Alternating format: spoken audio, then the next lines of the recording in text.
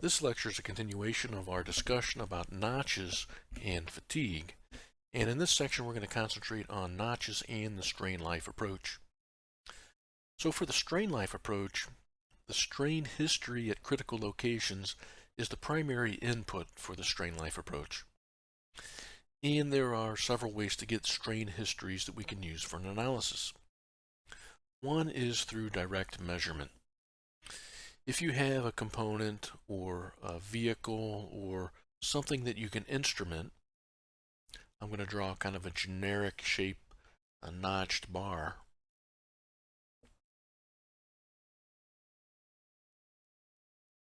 But this could represent some sort of component. If you know where the high stress and strain locations are, you can take and you can put a strain gauge that's on this component. So maybe I'm just kind of sketching the strain gauge rosette.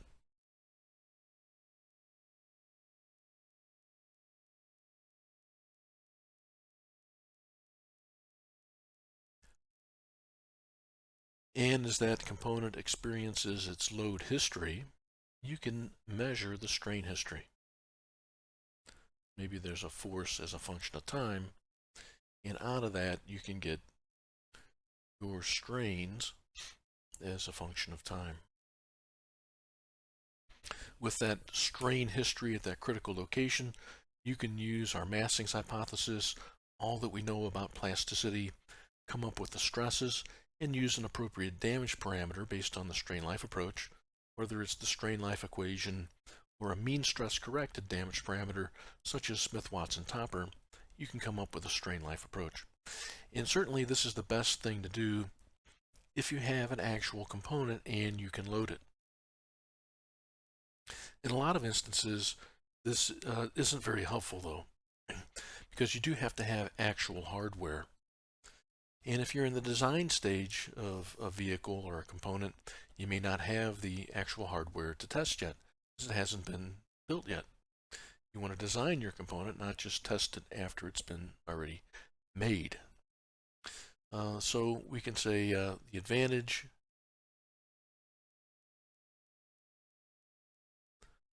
is most accurate, and maybe we can say potentially the most accurate, because you have to put your strain gauge in the right spot. So that may be some analysis or some insight into where the fatigue cracks would initiate. The disadvantage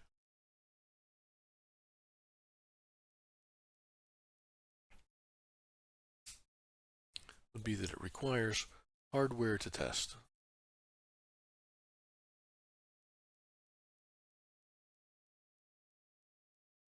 To instrument and test.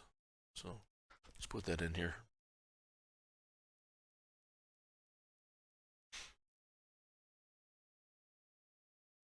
But there are things that you can do then with this strain time history. And as we've seen in some of our strain histories that we've examined during class, you can rearrange this to start and end with the highest peak. You can do the rainflow cycle counting, calculate your stresses, and do everything you need to do. In the end, if you have a direct measurement, this tends to be the most expensive type of approach that you can take.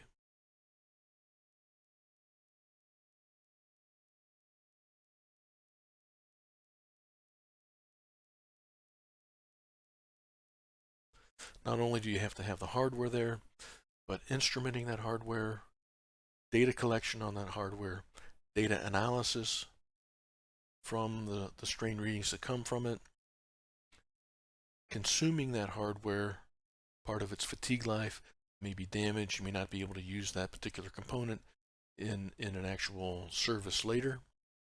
All these things kind of contribute to making this type of approach probably the most expensive.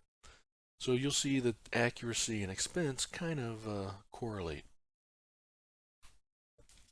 But there are some other approaches we can use. If you have an idea of what the design of your component is, you can do a structural finite element analysis and incorporate plasticity if you would like. So you can have a plasticity model, and that would account for being able to determine the stresses and strains at your critical location. An advantage of this approach is that you would be able to determine where your critical locations are. You can even do a fatigue analysis on every node in the entire finite element mesh that you have and figure out where the most damaging location is at. With a little bit of experience, you would probably be able to determine if this was a quarter symmetric model of a plate with a hole. Well, maybe your stress concentration would be over here at this spot, so maybe you could reduce the amount of work that you have right here. And this approach, the advantage is if you have a good model in geometry, you can get a good result.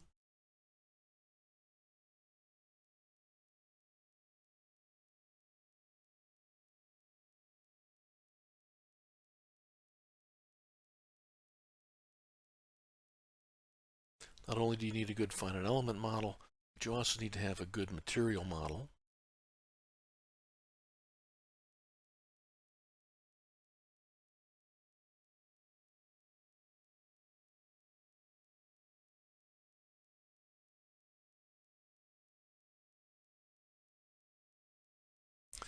And from this, you can have a local history. What I mean by local is local to the notch root, gives a local history of strains and stresses, both as a function of time, in which case you can go through and do your fatigue analysis as we've discussed. You can directly get into a Smith-Watson topper. The Massing's hypothesis and all of that is taken care of by the finite element model. Okay, so you would apply some load, maybe this is a force as a function of time, then you would get the strain and the stress as a function of time there. Disadvantages of this approach. Even today, this was true 20, 30 years ago, it's still true today. If you have a model of an entire vehicle and you have 50, 100 different loads that vary with time, and each load time history has 20,000 points in it, it's very complex to get good answers out of a finite element model in any reasonable amount of time. So we can label this as a disadvantage.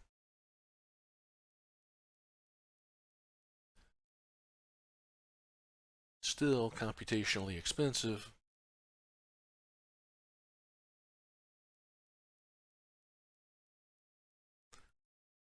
For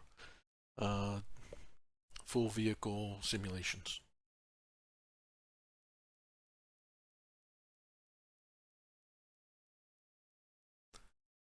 Now computing power is always increasing. So maybe there will be someday in the near future where you can do an entire vehicle with huge time histories and get every single detail right.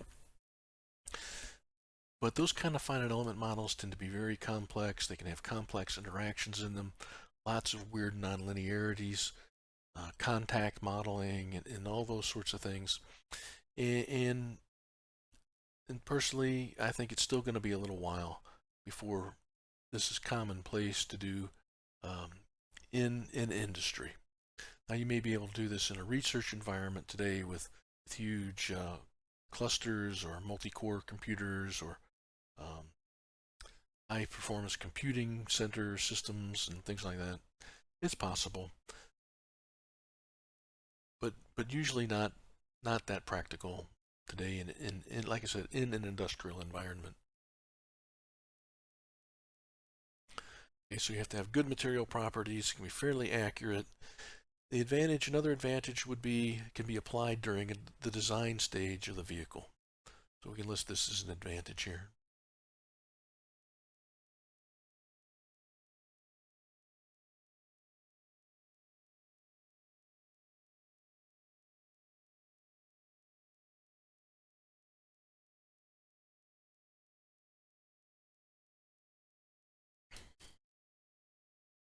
Now I teach a class in applied finite element analysis, and one of the problems that we do is looking at a plate with a hole, finding a converged mesh, and then applying plasticity algorithms in the final element code to that converged mesh so we get a time history of stresses and strains. The students that have gone through that have been able to do that, but I think they'll tell you that it can be kind of complicated with more complicated time histories of load. I have other videos available for that class that can go through and give you some of the ideas of the detail that's involved in this type of approach. A third approach that we can take is something called a load notch curve approach based on elastic finite element analysis. We'll get into a little bit more of the details in this a little bit later. We get into this more in a class in plasticity, but the application for this is really fatigue. So it's kind of I'll talk about this in both classes that I teach. And in this type of approach, if we think about what goes on between the nominal stress or the applied load and the local strain at the notch, we can do some interesting things. So here up at the top we have the load, and we can talk about a nominal stress.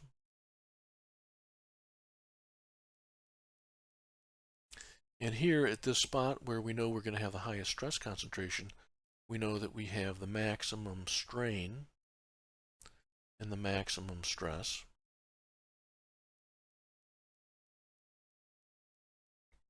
Well, what we can do is, if we know the uniaxial behavior between the nominal stress and the notch strain,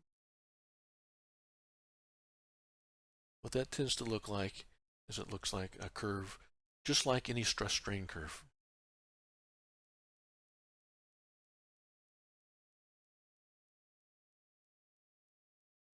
And based on this information, what we can do is we can construct a relationship for uniaxial or multiaxial loading in the same way that we do for any material. So we can use Massing's hypothesis on a nominal stress notch plastic strain curve just as we do for any kind of material that we want. Now, where does the nominal stress come from? Well, you can define a nominal stress, or if you have a sophisticated structure like that control arm that we talked about previously, what you can do is you can use the elastic notch stress at the critical location. So this would be like the elastic stress. Call this the pseudostress,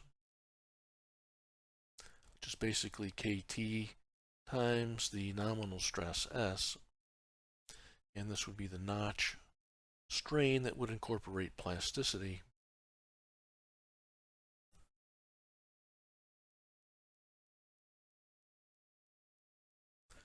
And from that, then we can build our Massing's hypothesis and get our hysteresis loops and directly and easily calculate the elastic stress history based on an elastic finite element analysis, and the load is a function of time.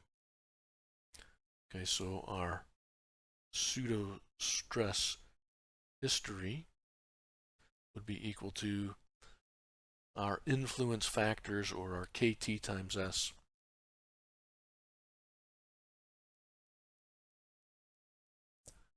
times the load as a function of time. And again, there's some sort of coefficient in here. We can call this C to translate this force into a local stress. And this is an approach that's used in a lot of commercial finite element packages. It's the subject of my own dissertation. And the paper that really kind of is the one to read on this is Pseudostress and Pseudostrain based approaches to multi-axial notch analysis by my colleague Volker Kutkin, myself and my advisor Daryl Sosi. Volker Kutkin worked at TechMath, which was a company in Germany specialized in fatigue software. They've since been incorporated into LMS Technologies, and some other groups have also used that information, this approach, to finite element post-processing or fatigue analysis. This paper is on our box folder. I'll quickly go through some of this and hit the highlights. So here's the way that we calculate the pseudostress. Here's an example of a notched bar in the multiaxial stress state. You'll notice here's our massings hypothesis discussion and our discussion of multiaxial plasticity, which we haven't gotten to talk much about yet in this class. Here's our discussion of the load notch strain curve versus the uniaxial stress strain curve, and how one can be kind of effectively mapped from one to the other. Discussion of the influence coefficients between the pseudo stresses and the loads that are applied. We do elastic superposition of the pseudostresses and the determination of the multiaxial notch root strains.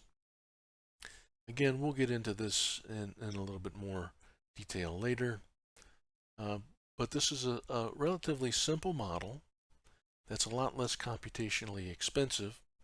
The disadvantage, of course, is that you have an approximation that goes on in here. You're not taking into account the full equilibrium of the entire component that you would have in a finite element model. However, unless you have a lot of plasticity, equilibrium is not usually much of a concern when you have localized plasticity. The material surrounding your notch will be mainly elastic, and that constrains the plasticity, and equilibrium just isn't a huge concern in those types of situations. And so you can do all kinds of proportional, non-proportional loading, and these are some various loading paths that we did by calculation, and I also did some experiments to kind of confirm the behavior of this type of model. Okay. So I'll let you look at that in more detail. All right, so advantage: simpler than full FEA, less computationally expensive,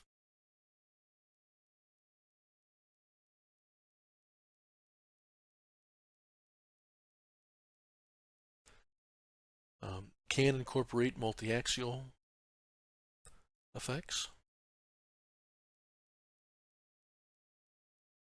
Talk about multiaxial fatigue a little bit later in the class.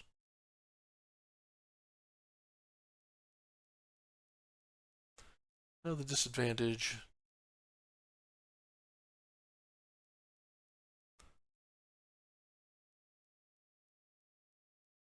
some loss in accuracy.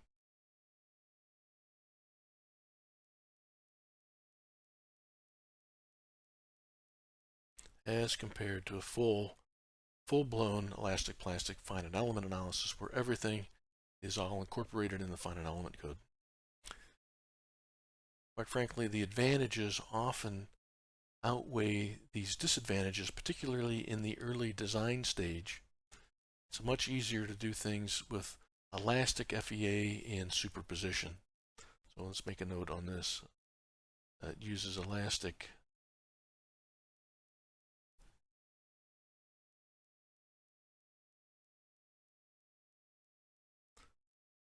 FEA and superposition. Okay, we'll try to get back and talk more about this approach later, but I wanted to put this in here at this point because it kind of fits along with our other approaches that we have for notch analysis.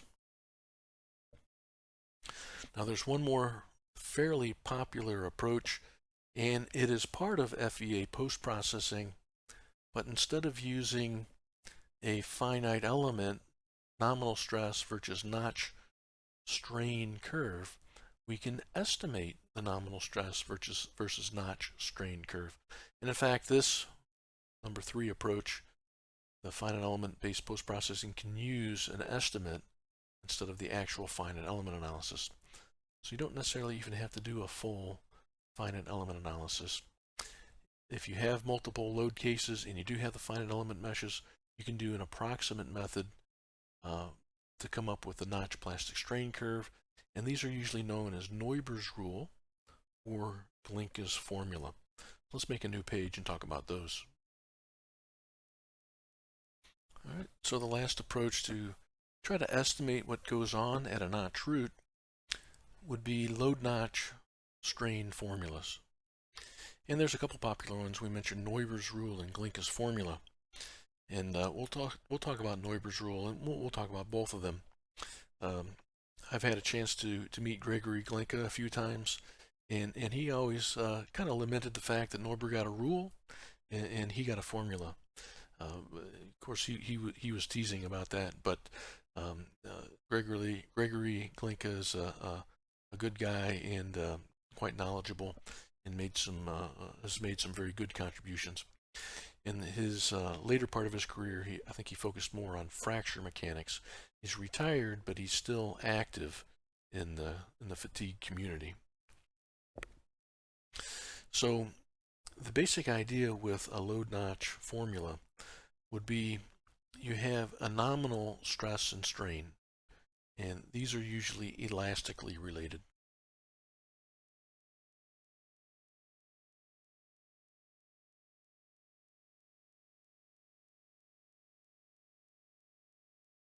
So if we wanted to find the nominal strain, we would just take the nominal stress and say divide it by the modulus of elasticity for the uniaxial case. Now the local notch root stress and strain, the sigma and the epsilon, these would be elastic plastic. They would follow our, for example, a Ramberg-Osgood description of the material, where epsilon is equal to sigma over E plus sigma over K prime to the 1 over N prime power. Let me make this look a little bit more like a capital E.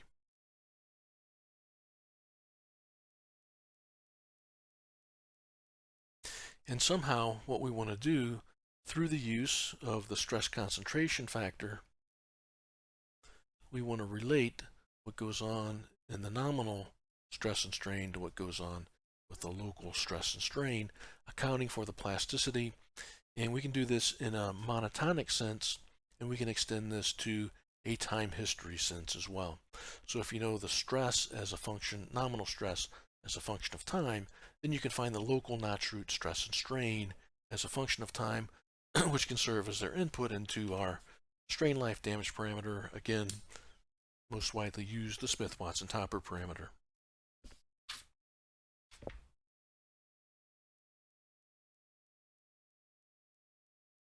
So again, to get into a little bit more of the details, we can say that sigma is equal to KT times S, and we also call this the pseudostress up until yield.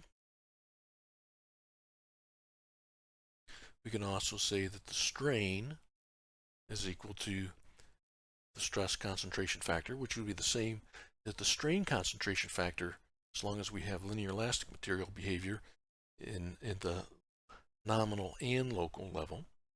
So KT times little e, we can call this the pseudostrain.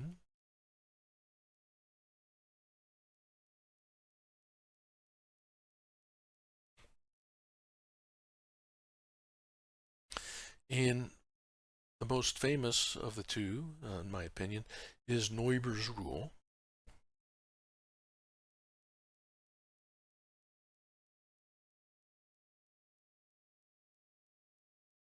Which says that the elastic stress times the elastic strain is equal to the notch root plastic stress times the plastic strain, even after yield.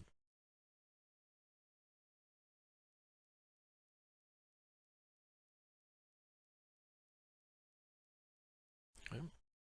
So another way to express this then is KTS times KTE is equal to sigma epsilon. So in terms of the nominal stress and strain, we have KT squared SE is equal to sigma times epsilon, or kt squared s squared over the modulus of elasticity E is equal to sigma times sigma over E plus sigma over K, K prime to the 1 over N or N prime, depending on whether you're doing monotonic or cyclic loading. And so if you know the nominal stress, the stress concentration factor, the material properties, what you can do is you can solve for the local stress based on this equation.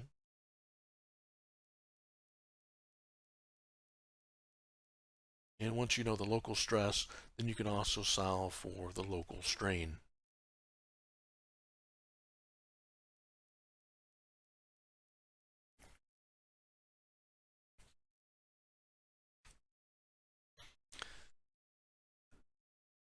You can find this, you can find different variations of Neumanns Rule. And on our box folder, I actually have Neuber's paper based on this topic. And there are some very interesting features about this paper. One is he was able to show this theoretically using some basics of plasticity, some differential equations, and so forth. He was able to show this for a specific notch geometry. You see kind of the hyperbolic notch that he has here in shear. So this was never really originally developed for the bar that I have in tension, but a lot of people still use it that way. It was developed for shear, and he goes through and does all of his mathematics. It's a very nice slip line field plasticity and so forth. Takes a look at the stress concentrations, various notch angles, and so forth. And then he, let's see if I can find the right spot.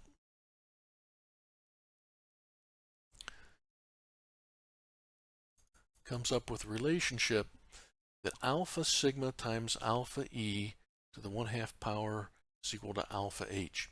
This is basically the stress concentration factor after yielding and the strain concentration factor after yielding.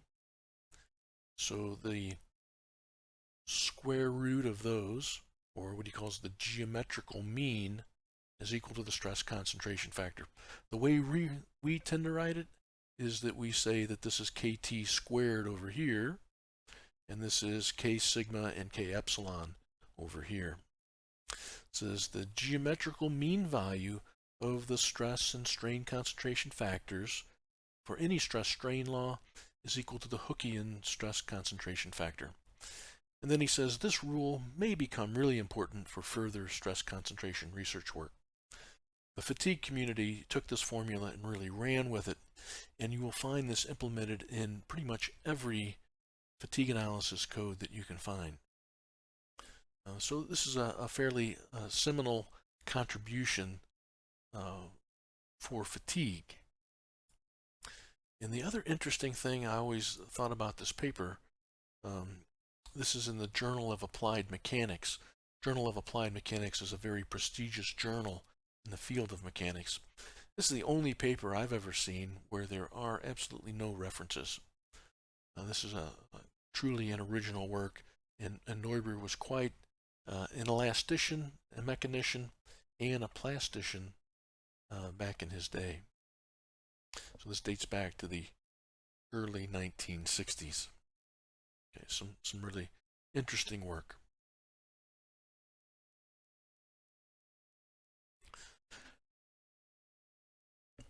One of the neat things about a lot of these types of approaches is that there are usually more than one way to understand and interpret these things.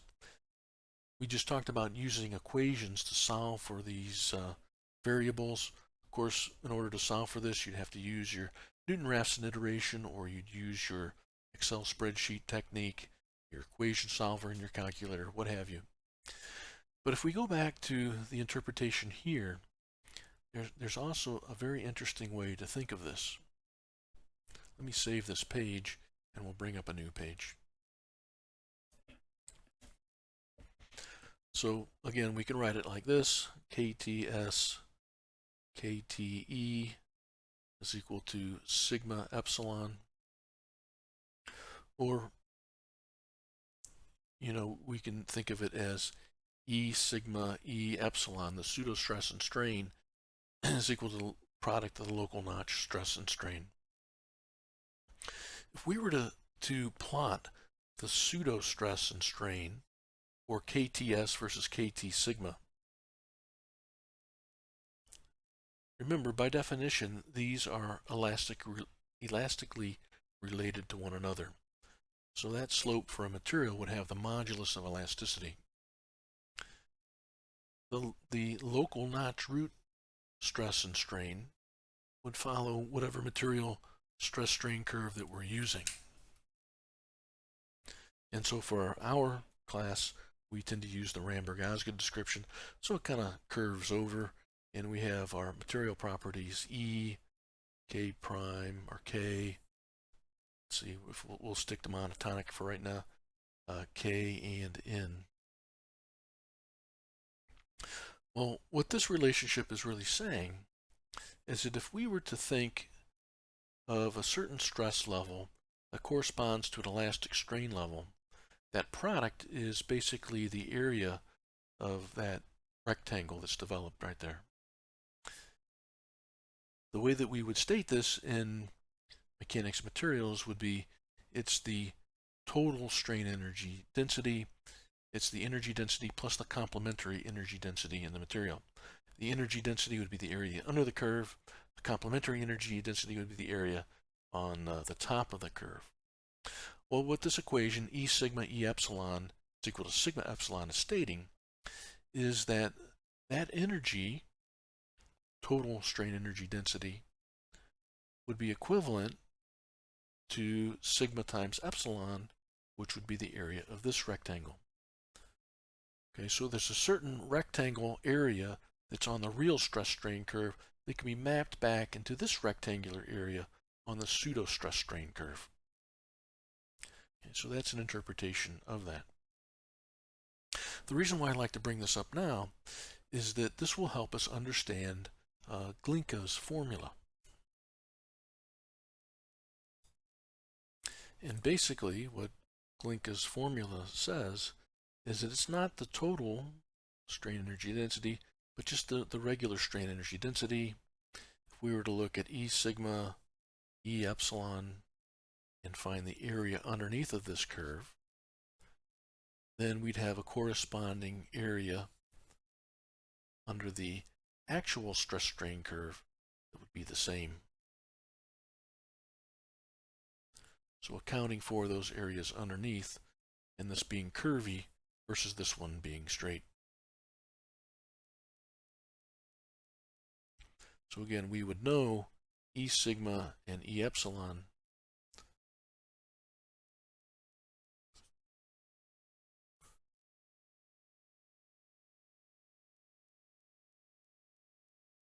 and the areas under the curves be equivalent.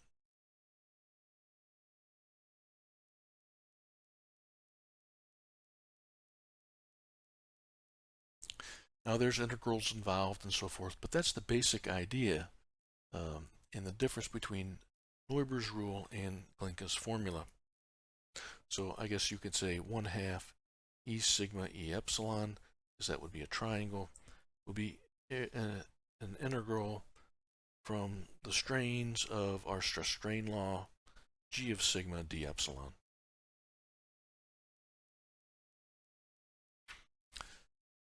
Now there's some general points that we can make about our estimates.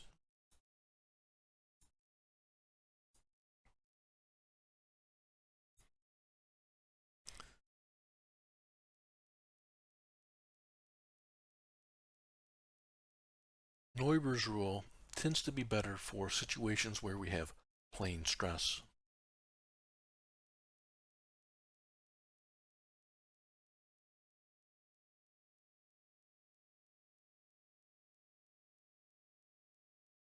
And if you think about Neuber's original paper, although it wasn't in plain stress, it tended to be a fairly unconstrained type loading, as opposed to, say, plain strain, where we had that pure shear. So it's probably not surprising that Neumanns Rule tends to do better for plain stress. And what I mean by plain stress is if you had a thin plate with a hole and applied Neumanns Rule, it tends to work really well. In general, Neumanns Rule does tend to overestimate the plasticity.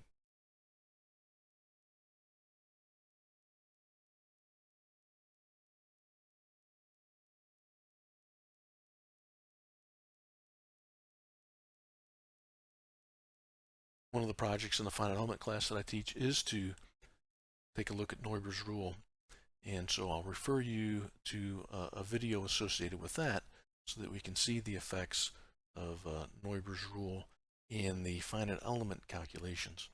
But Neumanns Rule does tend to overestimate plasticity, tends to be worse in situations where the notch is fairly constrained. So it's good for the plate with a hole. It tends to be quite a bit less useful situations that have a deep groove or deep notch in them, where you have a fairly high degree of constraint.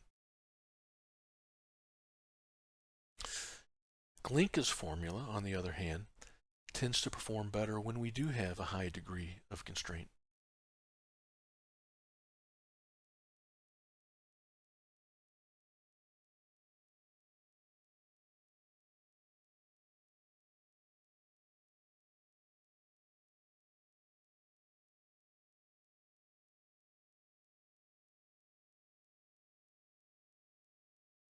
Now, Clinkus has done some work where he postulates that the true stress strain behavior is captured by bounds in between the full strain energy density and the regular strain energy density.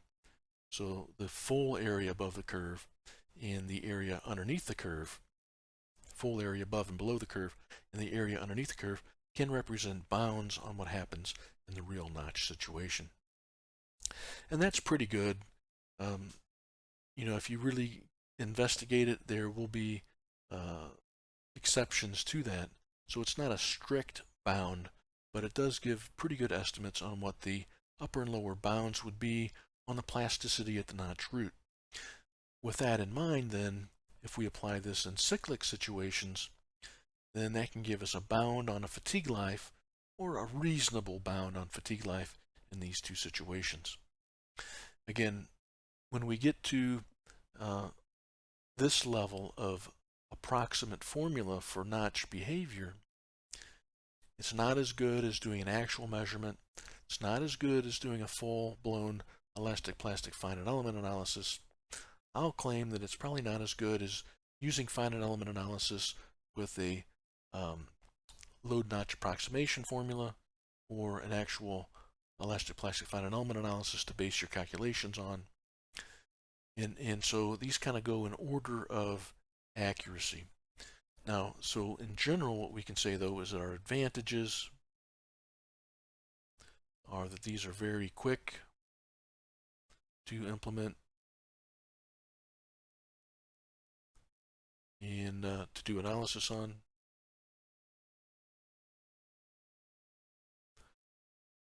You can do this in a spreadsheet. You can do this in a pretty quick computer program. Very easy to do that. A disadvantage is it tends to be less accurate than the other approach.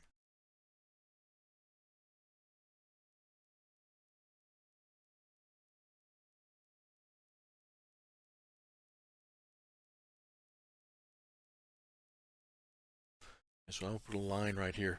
I'm not saying that this is an advantage and disadvantage of Clinkus formula. These are these approximation formulas in general. They're very handy, they're very useful, very quick, but they tend to be the least accurate of all these methods. But again, sometimes in the design stage, if you need to incorporate fatigue life and some plasticity that you think will occur or may occur at that spot, then these are very good approaches to use. Let's talk a little bit about the cyclic approach to Neumanns Rule. Let me clean off a new page. Clinkus formula would follow a similar sort of approach. It's just a little easier to write down Neumanns Rule cyclically. What we do is, instead of having sigma epsilon is equal to kt squared s squared over E, we can put in stress and strain ranges or amplitudes. The divide by 2's will all cancel out. Should be a squared right here.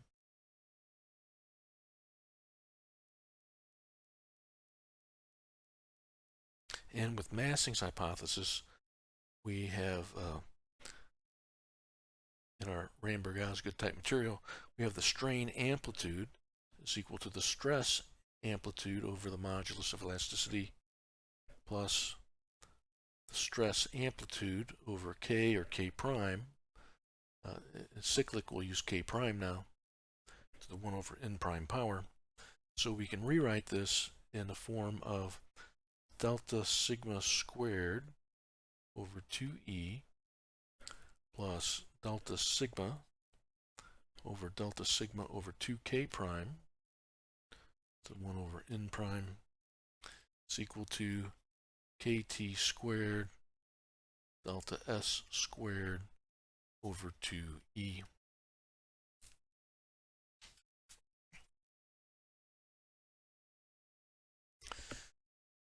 Now in our book they talk about a Neuber hyperbola and how that can map from the nominal stress strain curve to the actual stress strain curve.